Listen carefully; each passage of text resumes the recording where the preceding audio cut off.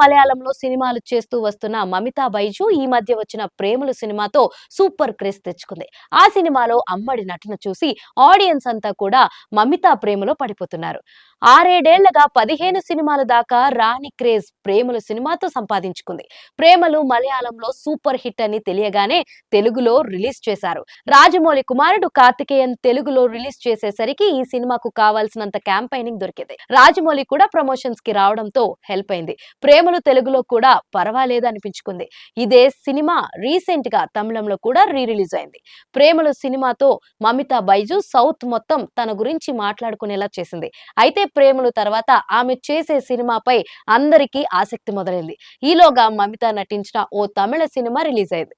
తమిళంలో hero cum music director గా తన పందా కొనసాగిస్తున్న జీవి ప్రకాష్ లీడ్ రోల్ లో నికేష్ డైరెక్షన్ లో తెరకెక్కిన రెబల్ సినిమాలో మమితా బైజు హీరోయిన్ గా నటించింది. మొన్ననే ప్రేమలు రిలీజ్ అయి సక్సెస్ అవడంతో రెబల్ మీద కొంత హైప్ క్రియేట్ అయింది. లాస్ట్ ఫ్రైడే రిలీజ్ అయిన ఈ సినిమా ఆశించిన ఫలితాన్ని అందుకోలేదు. రెబల్ అనే పవర్ఫుల్ టైటిల్ పెట్టినా అందుకు తగిన కథనం సెట్ అవ్వకపోవడంతో సినిమాకు అంత గొప్ప టాక్ ఏమీ రాలేదు.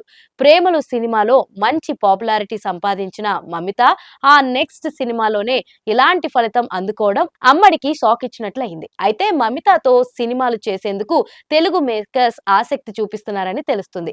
కథల విషయంలో ఆచితూచి అడిగేయలేకపోతే మాత్రం మమితా కెరియర్ రిస్క్ లో పడే ఛాన్స్ ఉంటుంది.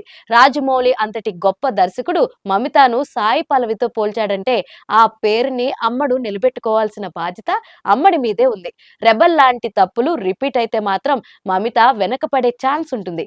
ప్రేమల బ్యూటీ ఈ విషయాన్ని గుర్తిస్తే బెటర్.